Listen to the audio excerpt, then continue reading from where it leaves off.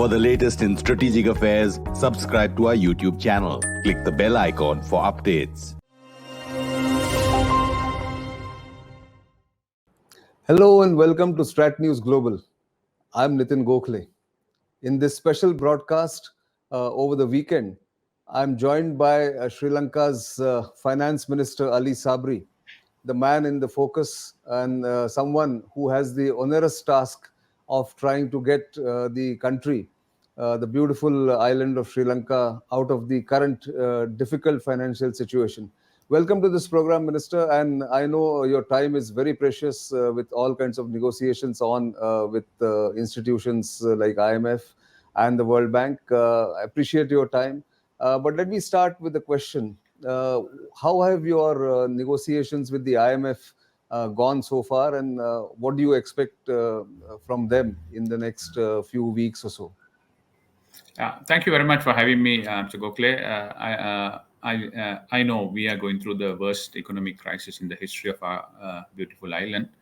As far as the IMF discussions are concerned, we know that it is not an Aladdin's lamp or something of that sort. So it takes time.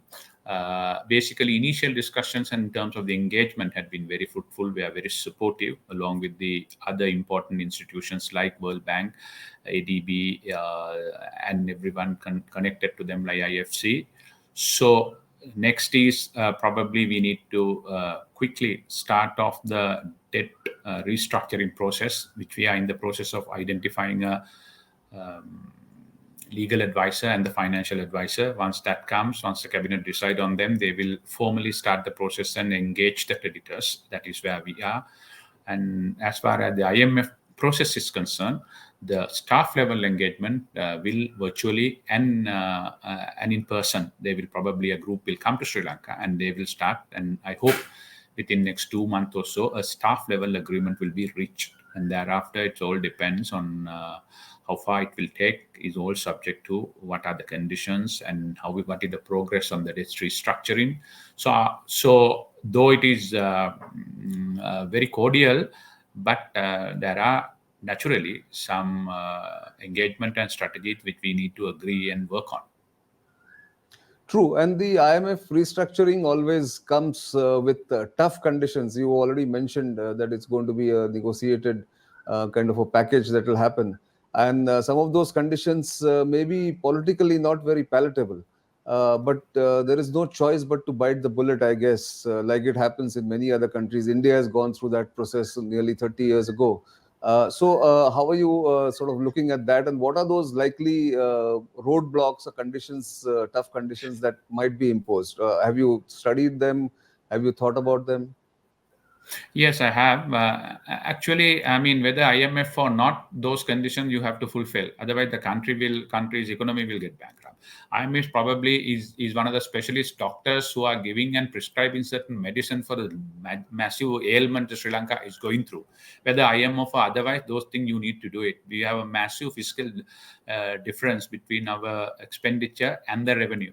So how do you do that? You can only, unless you have massive natural resources and oil or some other resources like the Middle Eastern countries or the Scandinavian countries, you have to raise the taxes. That's the only way out of it. Otherwise, the whole country will collapse, and that's not going to help anyone, including the people who are doing well. Because even for them to do better, you need to have a population, their purchasing power is better, as you see in India. So in order to do that, everyone from top to bottom has to sacrifice. That start with taxing. So I think we have done strategically some mistakes in the past from time to time. Without looking at the income, we are only looking at the expenditure in a popular move. All the politicians for the last 70 years have done that. In order to bridge the gap, you always go and get loans at high interest rate, and that is why we are here right now. So in order to do that, of course, we need to have the fiscal consolidation. That means we need to increase the income tax, the as you earn, the payee tax, the withholding tax, probably the VAT, not immediately, but on stages without hurting the poor. While a social safety net is there for the poor, we have to go through this cumbersome, important reforms for the sake of the country. This is not a time to think about one or two or particular segment. You have to look at the larger segment and the larger country's interest on the long run. Indeed. In fact, it has to be a whole of nation approach, as we can see, and probably the people and the politicians will have to now talk to each other a little more openly about the sacrifices that need to be done. In that context, the current deadlock, political deadlock, or even social deadlock that we see in Colombo, at least. How do you plan to? I mean, how is the government planning to overcome that? I know it's not your remit alone; it's the president and the prime minister who will have to do that. But I'm sure there are some strategies in place to negotiate or talk to people, sort of make them understand. There must be something that President Gotabaya Rajapaksa must be thinking. Yeah, I think I agree with you. Honesty is the best policy. People should know the truth and brutal truth and honest truth. So my approach from the beginning to now, I'm not going to give a rosy, sugar-coated picture, which is not. So I will tell the truth and absolute truth when I address the parliament, and day after tomorrow on the 4th, I have been asked to give a full picture of the Sri Lankan economy and its roadmap. So I will come out with the real fact and the truth and the figures. So people will first know. And number two is, I don't think neither government party politicians or the opposition understand the gravity of the problem that we have, except few, So this is a national crisis. So this is not time for politics. This is not time to petty party politics. This is a time that everybody must come together, work as a team, get us out of this the quagmire we are in, and then we must move on to the next level so that we can do our politics. Otherwise, I don't know what will happen to our whole country. So therefore, it's important that we must study from the country cases and the case studies from different parts of the world. If you don't take actions on the right time, what will be the course? So therefore, I invite every one of them, including all parties, to get together and form probably something. But Mr. Nelson Mandela, when he won, he could have easily formed a single party government. But what did he do? He got hold of the whites and everyone and went ahead with a national unity government. You call it a GNU for about 2 years. So that's how he could initially put those reforms which were necessary, like constitutional, structural, and economical. So therefore, this is a time for us to forget about all our differences and then for a moment, forget about your personal interest or party interest and move on as a united force to get out and steer Sri Lanka out of the troubled waters. I think you've put it extremely well. The politico-economic conditions that have to be met have been very well elaborated by you. But coming purely to economics and finances, there are some white elephants in the Sri Lankan government in the sense of state-owned enterprises, and also the debt or the loans that have been taken from countries like China and India. How are you going to reconcile them? Especially the Chinese ambassador apparently said that it's going to be very difficult for them to have this IMF restructuring coming in, and they may not be able to help you. Have you had any discussions, any dialogue with the Chinese? We'll come to the Indian part a little later, but the Chinese seem to be a little surprised and hurt that you've gone to the IMF. Yeah, actually, the first thing is, yes, some of our state-owned institutions are really bleeding the treasury, bleeding the nation. Those in Sinhala, they call it a Deshiya Sampad, that it be national assets. No, these are not assets. These are actually cancerous institutions which are bleeding the whole national budget and thereby the national economy. For example, the Ceylon Petroleum Corporation, Ceylon Electricity Board, and the railways and the transport board and the Sri Lankan Airlines. If you look at it, the losses are colossal. So no point of trying to maintain them at the expenses of the public. What public don't understand is it is they who have to ultimately pay this. That those are the problems that we don't understand. It is the taxpayer and the public, tax either directly or indirectly, has to bear this. In Sri Lanka right now, direct taxation is just 20%. 80% come from the indirect taxation. That means everybody in this country are paying for it. So we need to relook at this and find a way out of this. And the other the dangerous thing is we have an oversized public service with 1.6 million employees. You can't maintain that kind of a public service. When we got our independence in 1947, we have just one public servant for 100 people. Now we have one public servant for almost for one adult, or so that you can't maintain that kind of public service for a country like that, us. So our money that we are right now getting it in terms of income is not enough for us to pay the wages and the welfare measures alone. Leave aside the interest payment, leave aside the capital development. That bad is the situation. So people have to open their eyes and see the reality. As far as the IMF the discussions are concerned, do we have a choice?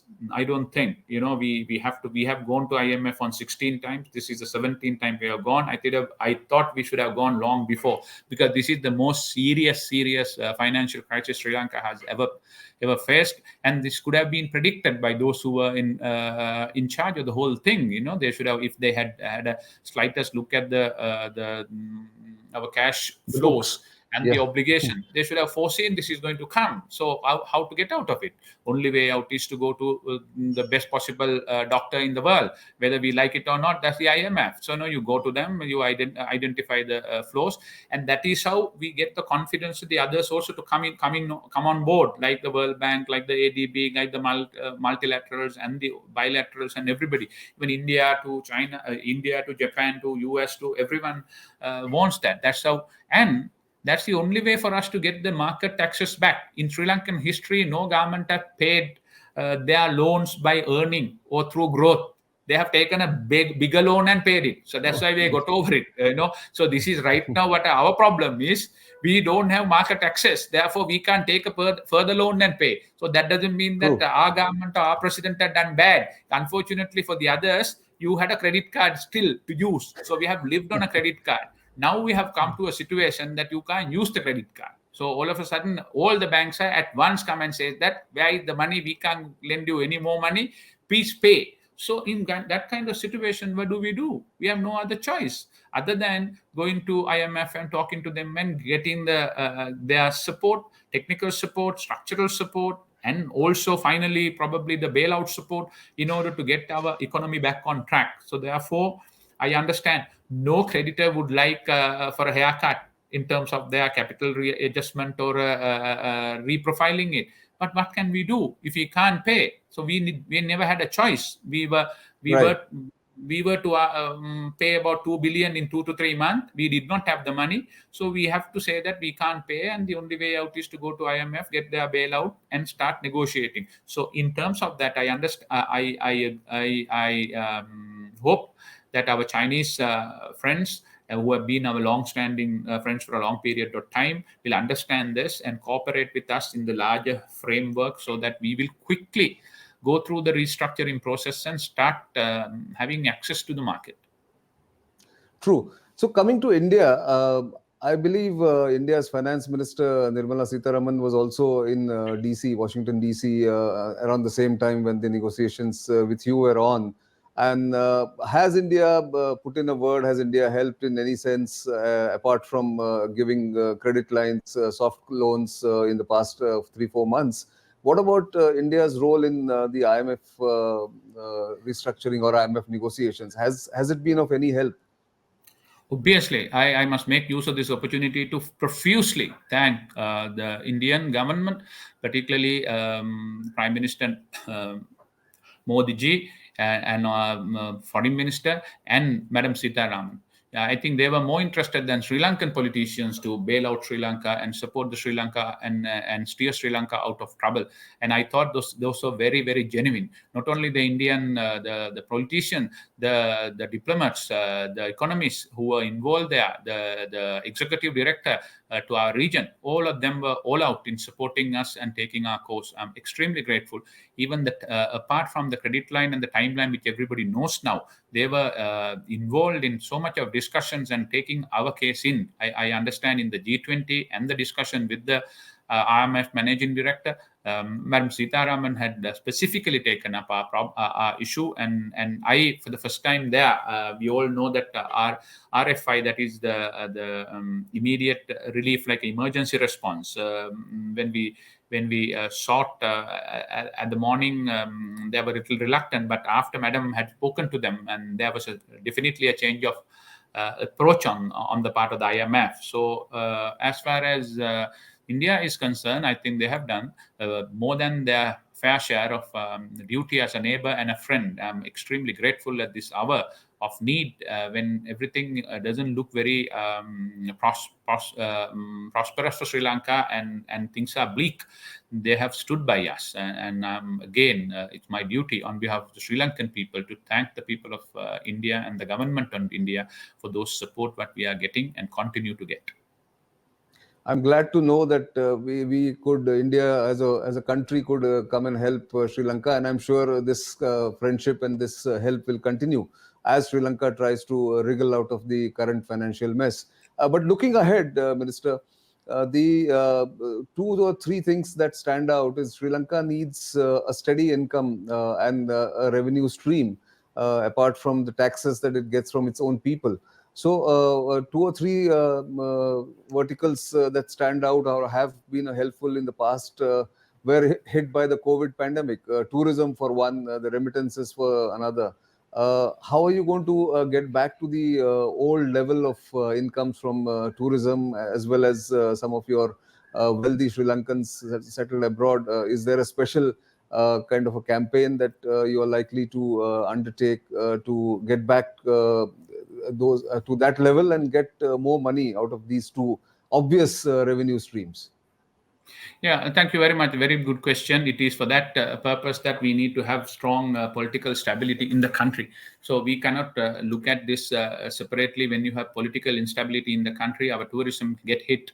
Unfortunately, tourism, which was nicely coming up in January, February, March, it is coming back to about 50% of our peak of 2018, was really hit by the political unrest which is happening in Sri Lanka right now. I don't find fault with them. The people have a lot of difficulties and they are frustrated. That is fine, but it's not helping either. So our tourism almost have plummeted to 50% of the March level in February, very sadly. So it's not helping either.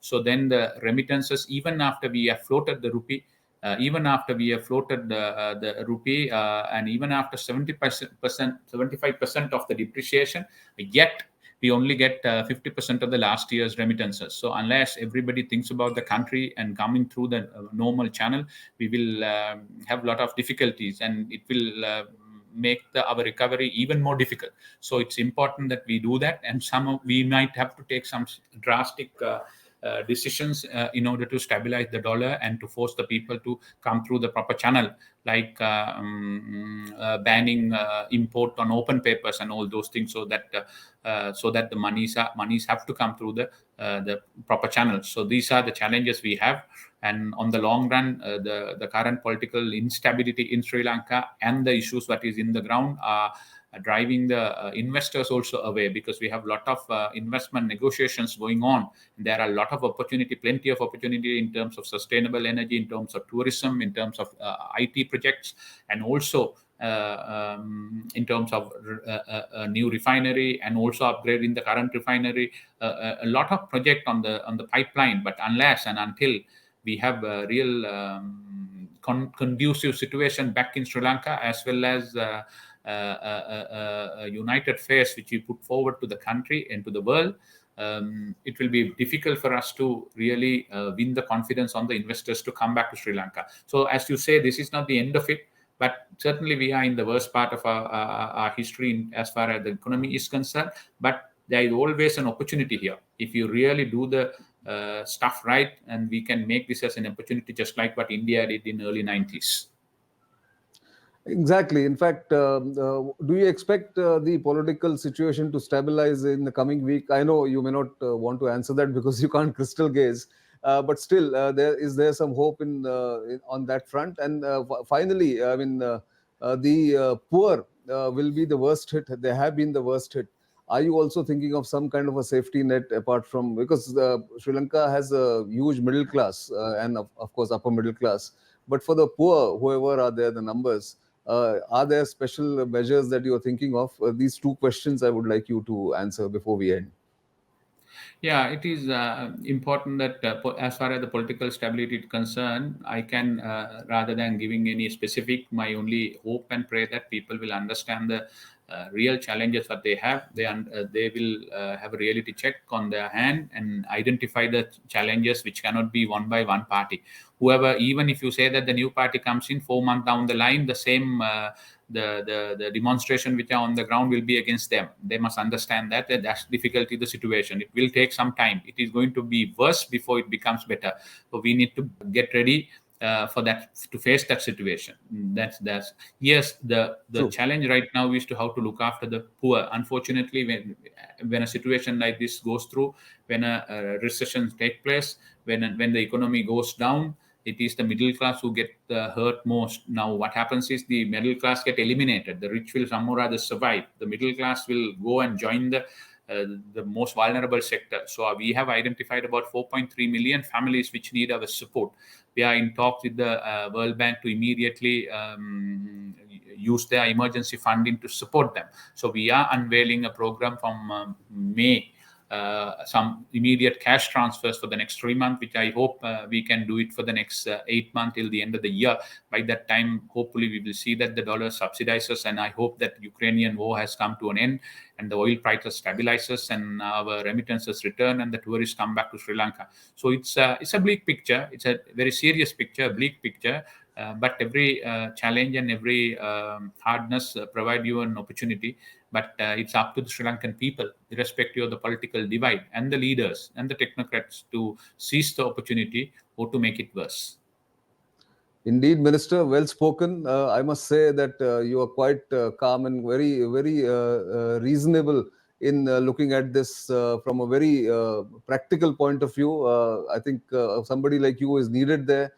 You had initially, I think, when I was there, I remember you had declined to take the post, but I am so glad for the people of Sri Lanka and for its future that you have continued. And no one in the world is going to envy you your job at the moment, but all that one can do is to wish you all the very best and wish that Sri Lanka comes out of this difficult situation very, very soon and very rapidly. Thanks for your time, and take your best effort in bringing the country out of this crisis. Thank you very much for your time.